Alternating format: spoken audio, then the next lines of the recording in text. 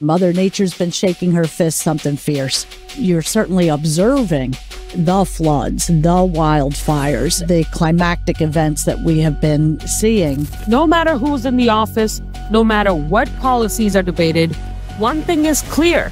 We cannot defy physics. The world is changing. The question is, are we? Fundamental, game-changing piece of legislation like the Inflation Reduction Act has also started to generate incredible investment. You're hearing words of caution and words of concern. Few people understand the scale of this transformation better than Katie McGinty. As the first woman to lead the White House Council on Environmental Quality to now driving corporate sustainability at Johnson Controls, Katie has proven that climate action isn't just necessary, it's about good business. 4% of electricity consumption in the United States attributable to data centers. The predictions are that by 2030, that's going to more than double.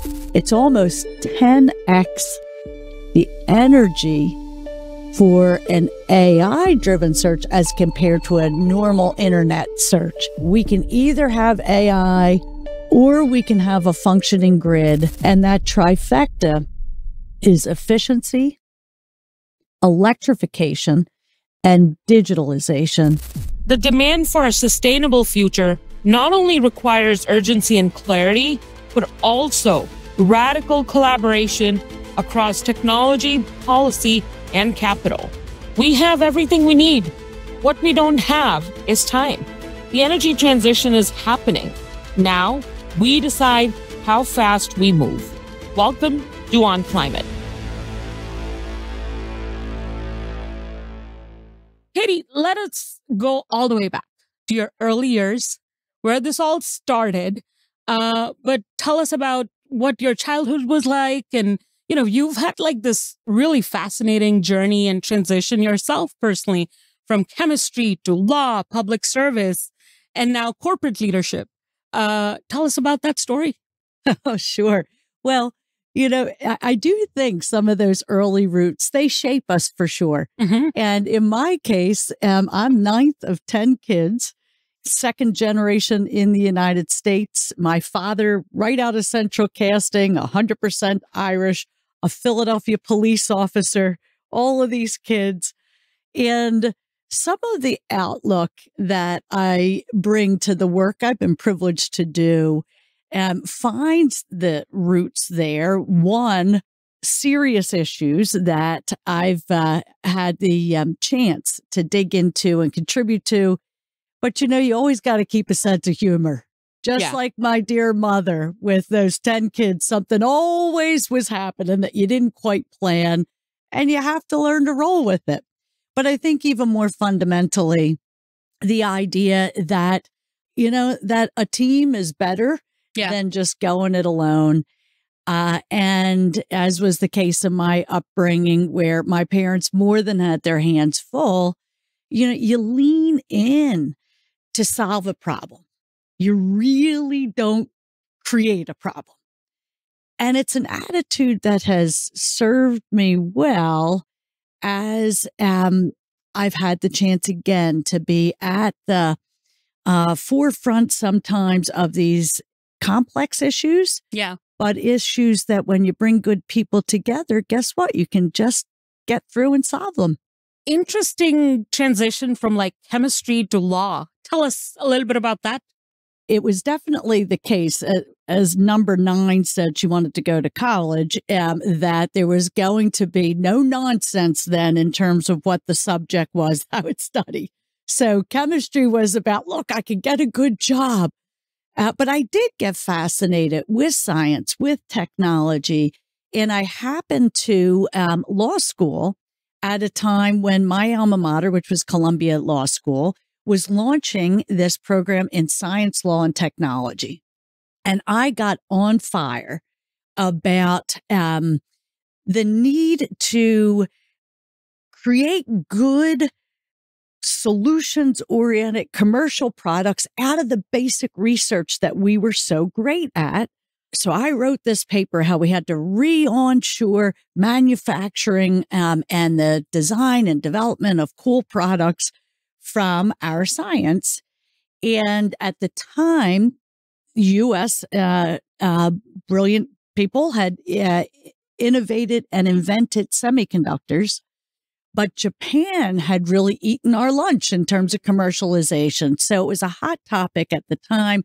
And I won a congressional fellowship on the basis of this paper, laying out all kinds of recommendations as to how we incentivize manufacturing in the United States. We emphasize science and math education. And I looked for the person on Capitol Hill then with this congressional fellowship I won on the basis of this paper, who really cared about and was driving science and technology. And it was a senator at the time I had never heard of. But then Senator Al Gore was chairing the Science and Technology Subcommittee in the U.S. Senate. And so it was the beginning of a lifelong journey in environmental protection that I had not planned, but became absolutely a pleasure and a privilege. That's incredible. I mean, what an amazing way to not only just lay the foundation. I mean, you look back sometimes and life always makes sense when you look back, right?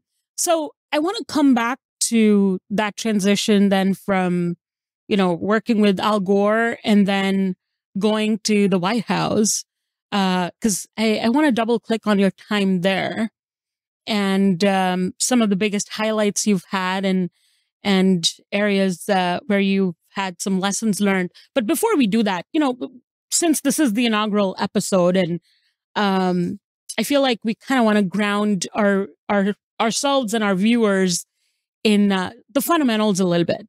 So let's define climate change. What does climate change mean for you? Wow, now you're tapping into that very rusty chemistry degree that I have.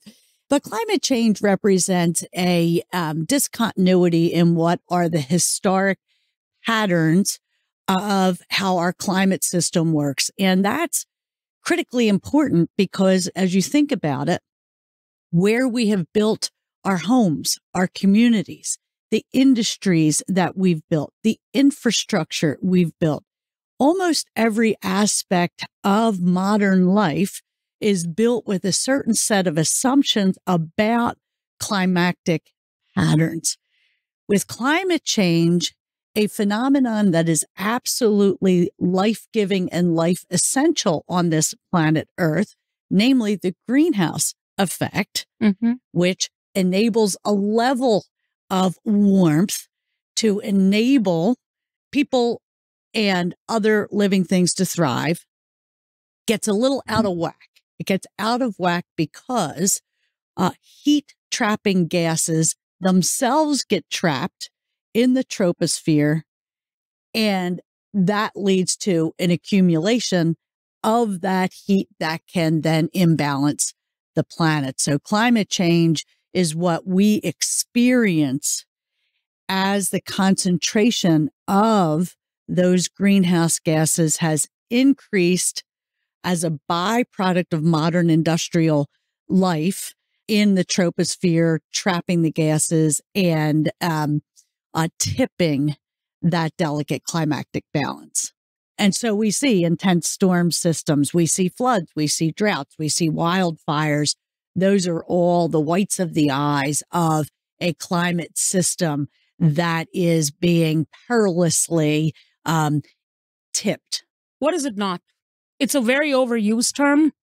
And so sometimes people confuse it for, things that it's not. So what it's not is a political agenda, and what it's not is a fad. This is about physics, not fad. There are fundamentals at work here that govern, again, how those climatic systems operate. And on the current trajectory, the science is clear that we will continue to throw those systems out of balance. But the opportunity is also clear that we can put technology to work in order to minimize the accumulation and, in fact, even potentially reverse the accumulation of those greenhouse gases in the troposphere.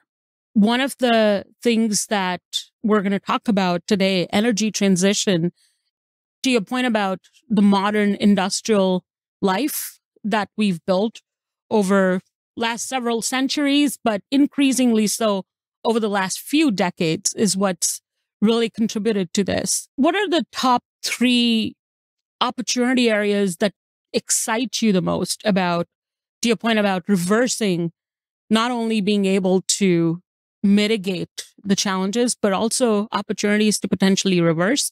So what are the top 3 things that come to mind for you? At Johnson Controls, we spend our life and time dedicated to one big piece of the climate equation, which is buildings. Yeah. The places where we spend 90% of our lives, indoors. Those buildings actually contribute on the order of about 40% of global greenhouse gas emissions. That's the challenging news. The good news is, and in terms of where we are extremely excited, is that we have the trifecta of technologies to turn that around, to convert these buildings from burdens on your pocketbook and balance sheet, burdens on the climate, to smart, healthy, sustainable buildings, net zero or net energy positive. And that trifecta is efficiency, electrification, and digitalization. And the technologies available today are phenomenal in getting that job done of dialing down greenhouse gases. And maybe even more exciting, as we put those technologies to work, they achieve other incredibly important objectives like saving us money and making us healthier at the same time. You've done an amazing job, really helping underscore what Johnson Controls is doing. And I might even say not just Johnson Controls, but what's possible even within the constructs of corporate governance. So give us 1 or 2 examples of what you saw worked. One of the things you referenced back to your childhood was working as a team and bringing different perspectives. So tell us a little bit about unlocking that collaboration part. Absolutely. Well, right now, everyone is talking about AI. Everyone's talking about data centers. Yeah. And one of the things that is really clear is that those data centers consume a significant amount of energy. In fact, even right now today, we see growth on the order of about fully 4% of electricity consumption in the United States attributable to data centers. The predictions are that by 2030, that's going to more than double. And some of those drivers include the even greater intensity of energy need in a data center when you're putting AI to work.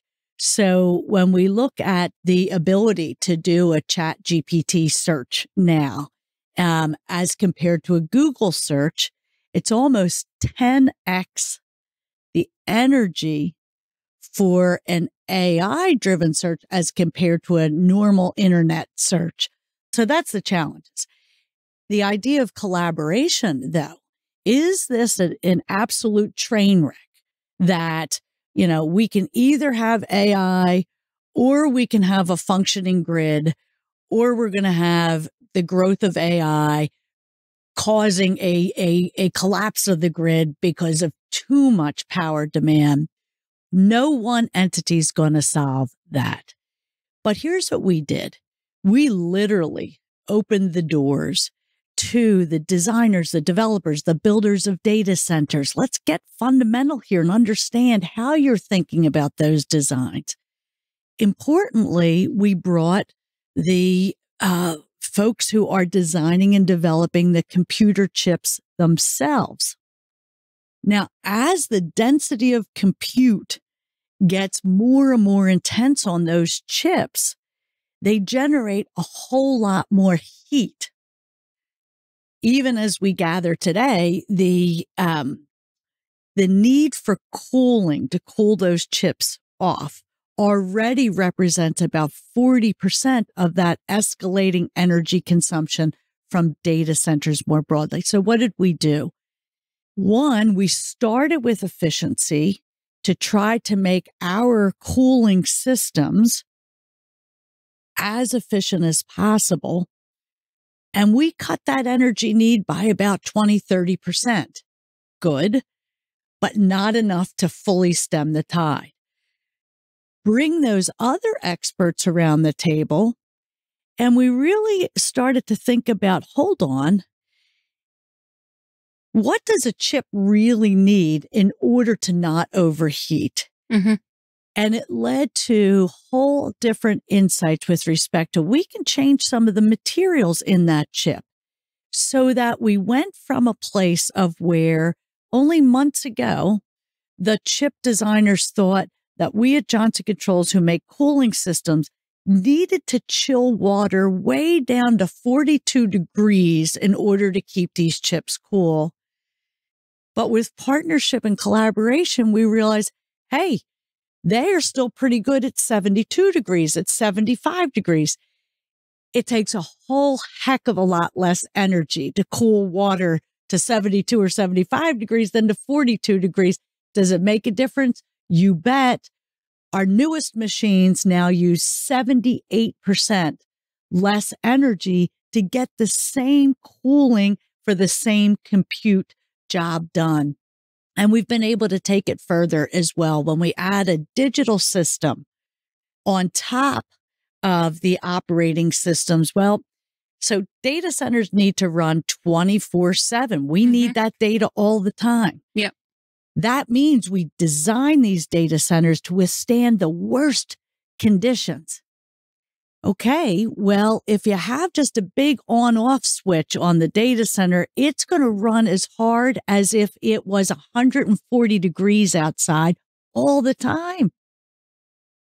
But when you put a digital platform like our OpenBlue over it, it's optimizing every second of every day for what the real world conditions are, not the worst conditions. And that chops a huge amount of additional energy out, another 15% we're finding. So you put different disciplines together, you break down the silos among, well, we're a data center company, we're a chip company, we're a cooling company, we're into material science, we're into mechanical science. Get rid of the silos. Yeah. And you go from what was looking like a train wreck to something where in just months, it looks like we may be able to have a much more sustainable path forward. That's an incredible example. And to your point, bringing all the different disciplines together. Look, I mean, if you have to enable these technical breakthroughs, the only way to do it is stop sort of assigning ourselves boxes or labels about what we can or cannot do. It reminds me of a story that my friend Al Gore told in early days of accelerating our progress on environmental challenges. And it was a story about the protection of the ozone layer from chlorofluorocarbons. So ozone depletion. And that seemed like, well, we'll never be able to tackle this issue because chlorofluorocarbons were also essential in so many different operations and capabilities, from refrigeration in your home to refrigeration in your cars and in so many industrial processes. And so there was one company that became alarmed after the world did come together and agreed to a treaty to ban these chlorofluorocarbons over a period of about 10 years. And this company that made electronic circuit boards used these chlorofluorocarbons to wash off the circuit boards after the wires would be soldered onto the circuit boards. For about a year, the senior leaders in the company tried everything. They tried this different kind of solution and that solution, and nothing was working. So only after all of that, when they thought we're going to be out of business, they decided to break down the walls and called an all hands meeting from the junior most person in the company to the most senior, the most technically sophisticated person to somebody just working on the line. And they laid out the problem. And finally, a timid hand in the back of the room raised their hand and said, why did the circuit boards get dirty in the first place? And it was boom. Instead of chasing some magic solution that doesn't exist, let's look at what's causing the problem to begin with. And they invented the no clean process. That company dominated the printed electric circuit board market for decades to come. It taught me a lesson early on that when we can break out a stereotype, not only are there new and innovative solutions that come to mind, we genuinely convert a challenge into an enduring opportunity. Yeah. And that opportunity, maybe we can engage on it a little bit, is multidimensional. Yeah. It's for the environment, but it's for other stuff too. The thing about climate and energy is it actually goes into every facet of everything we do. Right. Whether it's in our personal lives or our professional lives. To your point, we can't really defy physics. So it's multidimensional. And the only way to break through that is through this kind of collaboration, breaking the stereotypes. So continuing on that theme a little bit, and maybe we'll go back to your time at the White House. What were some of the highlights during your time there, the biggest learnings? It'll shock you to know that I wasn't very bashful. Yeah. In taking on this big new agenda that I had as chair of the White House Council on Environmental Quality and a big mission on my hands. And at first, I forgot some of the lessons of when I was growing up in terms of like bringing everybody together, figuring it out. And I was just kind of hard charging by myself. And I hard charged into some brick walls. So here's an example of where I began to wrestle with things and try to take a different approach that wound up having a couple of three characteristics. One is being very clear about your goals and being very inclusive in your approach. And then third, really leaning into creativity, innovation, and technology. And that combination enabled us to begin to make progress against some pretty tough problems. One of the big ones that was on the plate from the earliest days, 1993, was what was being referred to as the spotted owl crisis.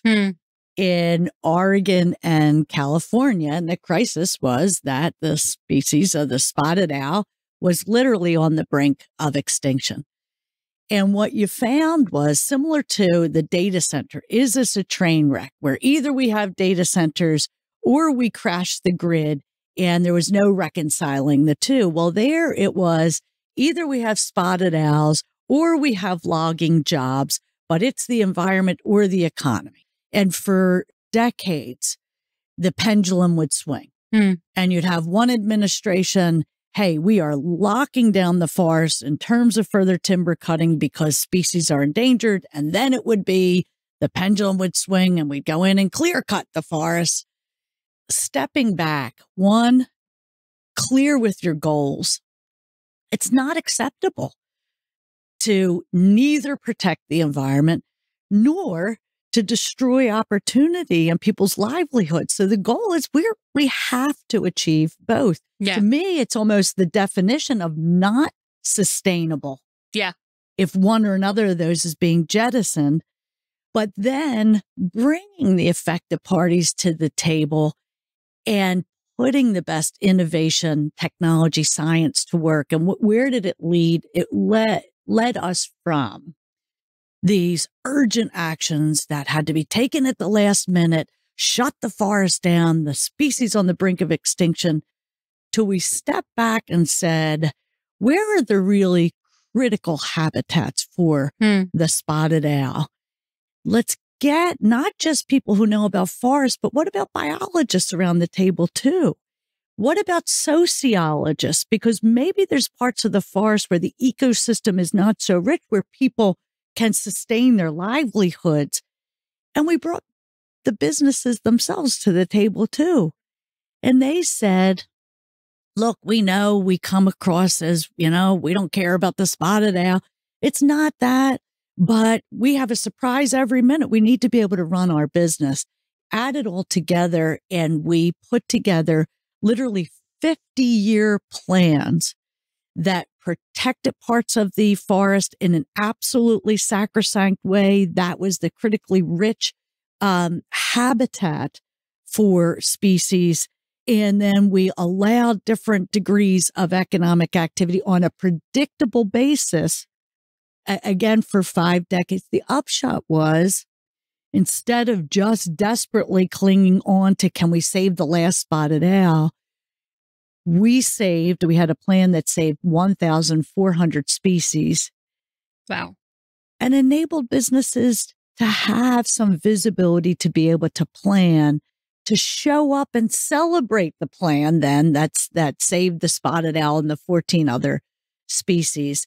And there have been variations of that kind of theme time and time again. The paper making industry, discharges there into a river. No, we can't have that. Yeah. But working to understand, here's a technology that actually, if you deployed it in your paper mill, would clean that concerning substance out. But that technology is not really ready for prime time. Okay. Well, if you put the basic technology to work, we will give you a very short permit. If you put this state-of-the-art technology to work, you'll get a 10-year permit and have that predictability to your business. And I think it's been very enriching for me. Sometimes you do meet people who just want their way or the highway. You meet people who want to live in a world where it's either or. I always found that is, a sad and a destructive kind of world. And there's a much better one where people come together, they get creative, and they enable truly very good and enduring things to get done. I think coming back to the urgency piece, it doesn't really leave us very many options, but to figure out a way to work together, aligning what may seem misaligned priorities or goals. But what is that win-win-win through collaboration? It's a good observation, especially now when in the United States, we're looking at a significant time of political change, and people wonder, well, will the progress and momentum with respect to climate action continue? I think for reasons positive and encouraging and reasons that are sobering, the action will continue. The reasons that are sobering, again, Mother Nature's been shaking her fist something fierce, and if you're a business person, you're certainly observing the floods, the wildfires, the climactic events that we have been seeing. But you're also experiencing, you're not just observing, you're experiencing your supply chains being disrupted and upended. You're experiencing many areas, whether it's Florida or Texas or Louisiana, California, where you cannot get insurance or you cannot get affordable insurance, a critical thing to have if you're running a business. And so the need for action becomes not only theoretical, but very immediately evident. The other is in terms of the imperative for action. So many jurisdictions now have moved forward with requirements that will reach the entire globe. So in Europe, for example, there are far-reaching new laws that not only require enterprises to report their greenhouse gas emissions, but require those same enterprises to have a credible and financed plan that the board is responsible for that demonstrates a trajectory to net zero emissions. And that law applies whether or not you're incorporated in Europe. It applies if you're doing any kind of meaningful business in Europe. And so the tentacles of that kind of law reach far and wide. There's just so much to exchange, I guess, on the global geopolitical front, learn from. There's been a lot of skepticism and debate around what does that mean for something like the Inflation Reduction Act, which has been, monumental in achieving a lot of, at least setting the right goals and setting the right mechanisms in place. Climate doesn't run or operate on a 4-year cycle. Climate doesn't care what politics is at play. So, yeah, what's your outlook? We were talking a second ago about the urgency of action that itself is becoming clear. And so there are reasons that are rooted in business purpose itself to say we've got to be tackling this. On the upside, a foundational and fundamental game-changing piece of legislation like the Inflation Reduction Act has also started to generate incredible investment, trillions of dollars of investment in key communities around the country, whether that is in advanced semiconductors under the Related Chips Act, or whether it is the renewable energy battery making plants to back up the renewable energy, or for electric vehicles. And very interesting that now you're hearing words of caution and words of concern to the incoming administration. Look, let's not reverse course. So 18 Republican legislators signed a letter to the incoming administration urging that the Inflation Reduction Act not be repealed. You had even the CEO of a major oil and gas company articulating the same kind of message. Hey, we've been investing now in things like carbon capture technology supported by the Inflation Reduction Act. Let's not reverse course on things that are delivering incredibly positive types of outcomes and promising outcomes. And so there's some rootedness of legislation like the IRA and some of the forward momentum we have seen. Now, again, not to be Pollyannish, because the momentum would be faster if urgency of action was aligned from the very top leadership, of our nation to, every home, family, and business. But I do think that to tackle the challenges of climate change, the whites of the eyes of the big problems that come when you lead to an imbalance in our climatic system, as well as the fruits of the jobs, the technology, the revitalization that's happening in communities that are now seeing the re-onshoring of these manufacturing operations, leading to solar panels and wind farms and to electric vehicles. And that has some rootedness to it too, some stick and stay to it. Yeah. Too. I mean, I think the optimistic point of view on that, what you exactly said is, look, this incoming administration is very pro technology, innovation, and doing what makes more business sense. And so perhaps the narrative needs to be more emphatic about what is that value that you get? What value does a business get, right? Do corporations get? Do governments get? Do our communities get? If you put in the climate angle, that isn't just sufficient anymore.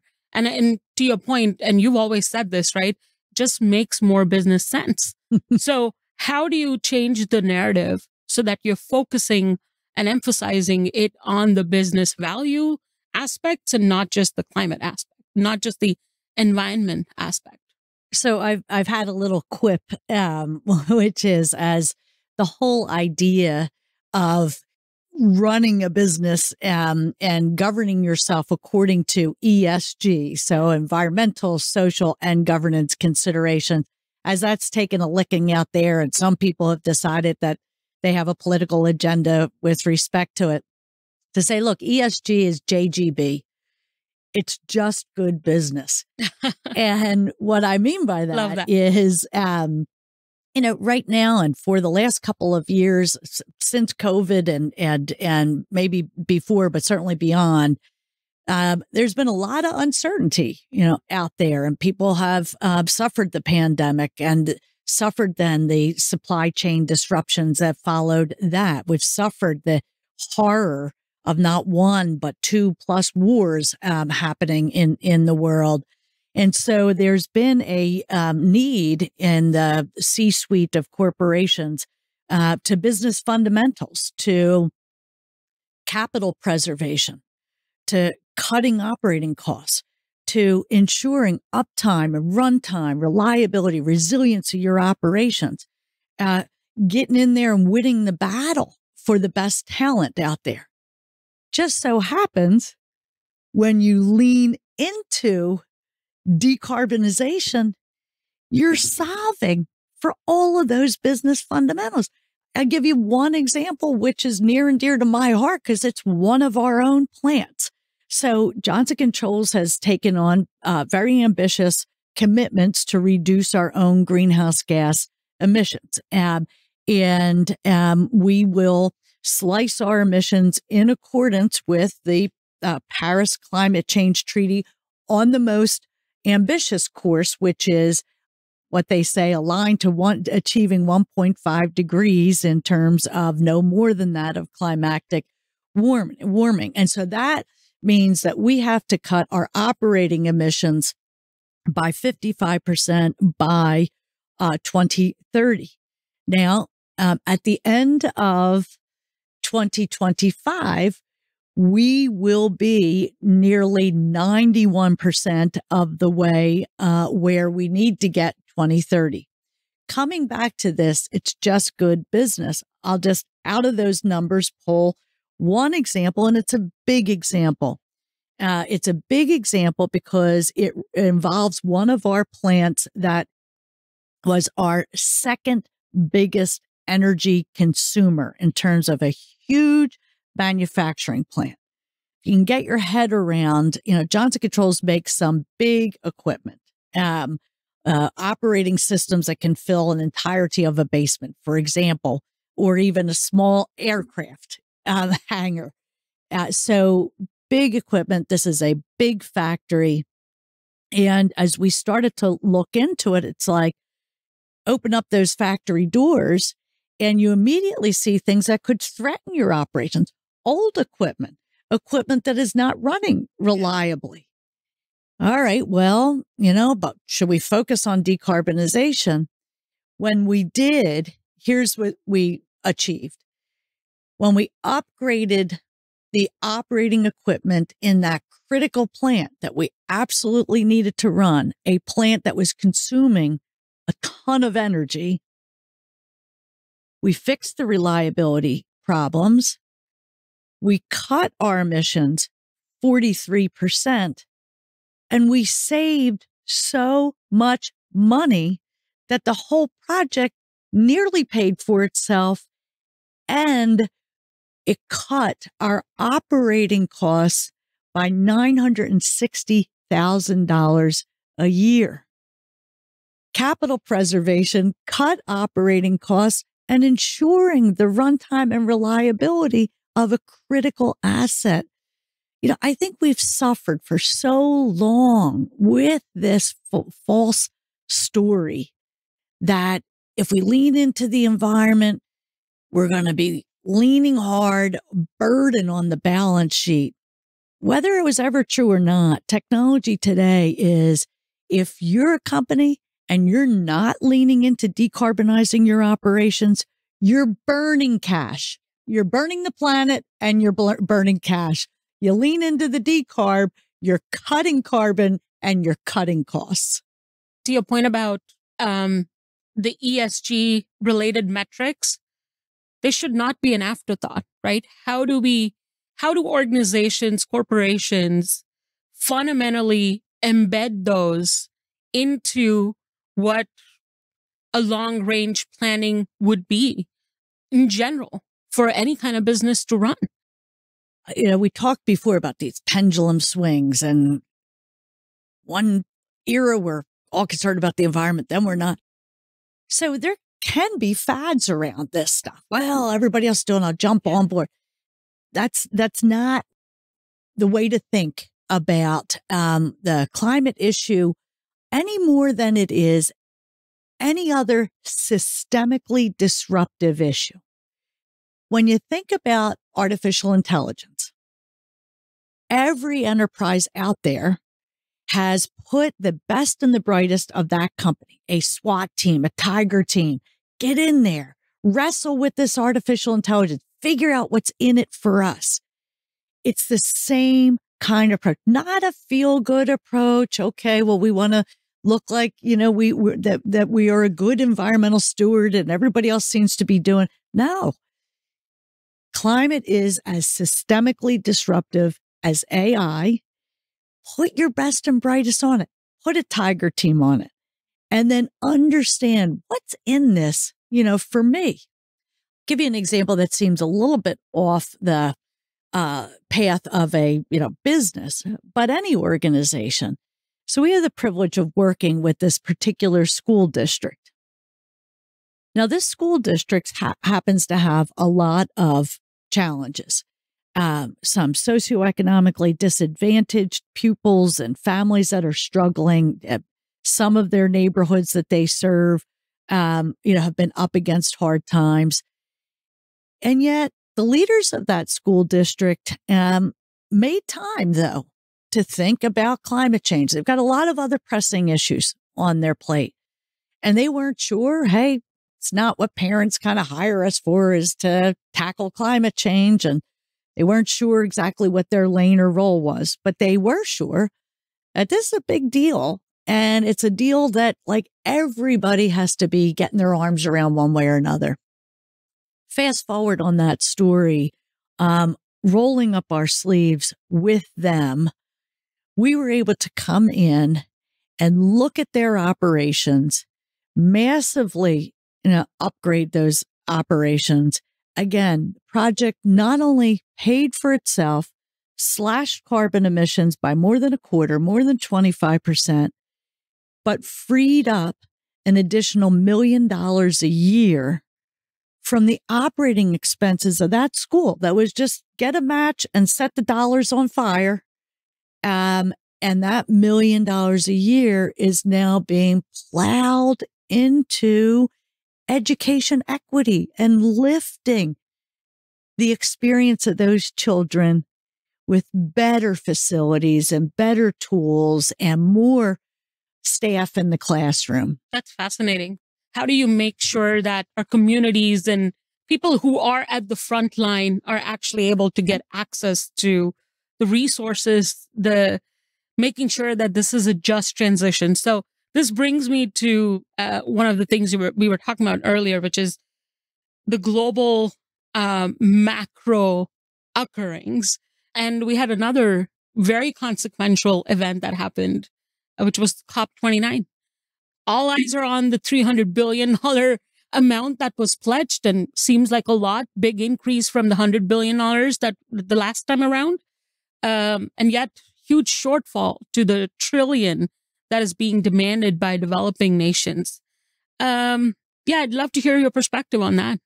you touched on a bunch of things there. To come back to the just transition for just a moment. Something I think you have to just insist on. This is a massive transformation. And on the one hand, there's no justice in failing to tackle it, because the most vulnerable will feel the severity and the adverse impacts most deeply. Yeah. And second, as we do tackle the issue, to remember that, be clear on your goals, bring everyone to the table and be creative and innovative. One of those goals has to be that this is a tide that lifts, all communities. And hearkening back to when I was Secretary of Environmental Protection, we had to wrestle with this a little bit. This was early 2000s, and it was early days of renewable energy beginning to take off around the world, and very early days of it potentially taking off in the United States. Well, I was sitting as Secretary of Environmental Protection in a state that had always been an energy state. The first commercial oil well in the world was not in Saudi Arabia or in the Middle East. It was Titusville, Pennsylvania. Natural gas, it discovered and put to work extensively 150 years ago in Pennsylvania, et cetera. Big coal state as well. And so, wait, you're going to bring renewable energy in here? That doesn't seem to fit in terms of what's enabled our communities to thrive. But as we thought about passing legislation and policies that would incentivize renewable energy in Pennsylvania, we drew some hard lines. Yes, we attracted some of the biggest wind energy companies, for example, in the world. And we said, we're happy to pass policies that will require our utilities to use wind energy. But if we're going to do that, you're going to establish your factories in Pennsylvania and you're going to put Pennsylvanians to work. And it worked, and they did. And we wound up with 4 and 5 and 6 major factories in Pennsylvania making the hardware that enables us to have that renewable energy. And we repeated that with solar panels as well. And I think, so policy needs to make sure that there is that equality of opportunity for everyone to participate. But I think the school district example tells us something else, that, when we are taking our precious dollars and resources, in that case, our tax dollars, and we're wasting them, that also is injurious, especially to the least among us. There's another building that we are really privileged and proud to be part of. And that is the Biden administration has made a very big goal of electrifying our buildings, which is one of the key ways that we get the carbon out of those buildings. And the one of the biggest buildings in the fleet of the General Services Administration, which is that part of the federal government that operates buildings for the various federal agencies, is the Ronald Reagan building in Washington, D.C. So there we were brought in. Hey, what do you think you can do? Well, it's a big building, complex operation. And long story short there, we are now well along our way in making that building a fully electric building. Is that a big burden to the taxpayer?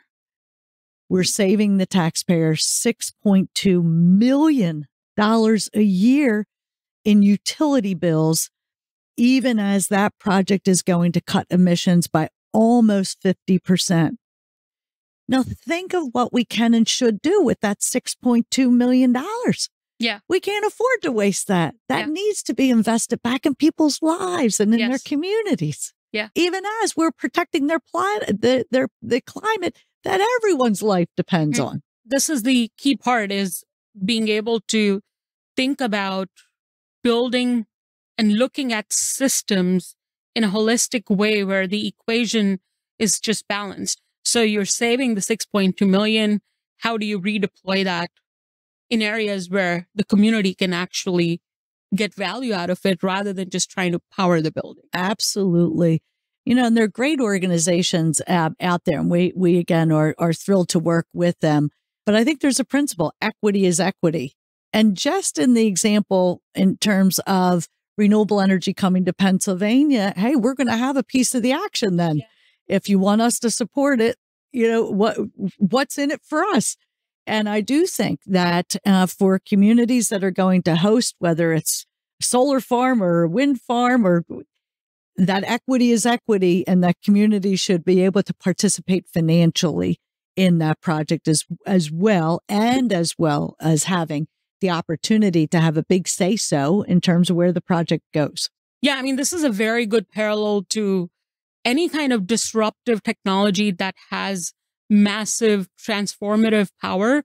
Look at AI and some of the skepticism that is along with AI around what that means for jobs and workers. And instead of focusing on that bit and thinking about the reskilling aspect, developing new ways so that humans can actually be creative, there's a parallel to clean tech or climate tech opportunities, right? Whether it's renewable energy coming in and disrupting the traditional energy sources, or just in general, just transition that we need to make as new policies and mechanisms come to bear.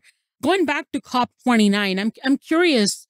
So, one of the criticism that we've heard about it, historically speaking, is that the mechanisms to go and deploy this kind of funding was not quite reaching the front lines, the communities that really needed that. So that's one part of the challenge.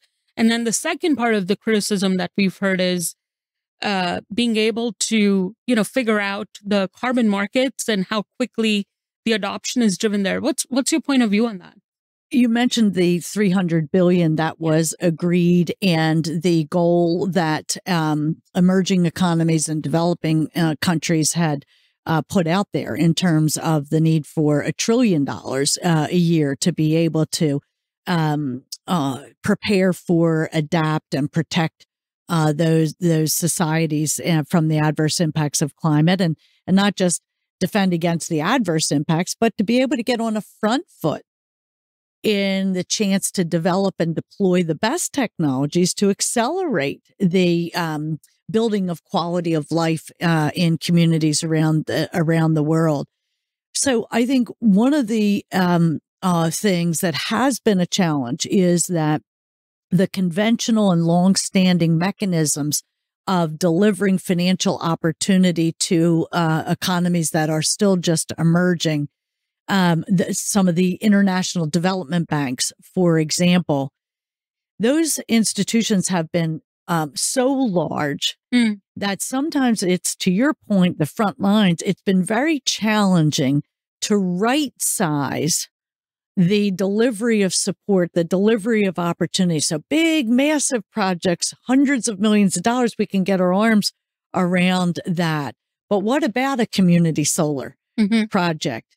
What I've seen beginning to emerge are these intermediary institutions that can help to work in between the big multilateral development banks and state governments or more local communities, so that people can participate.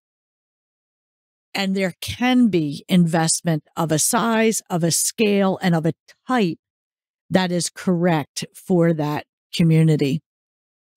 I had the privilege and joy of living and working in India.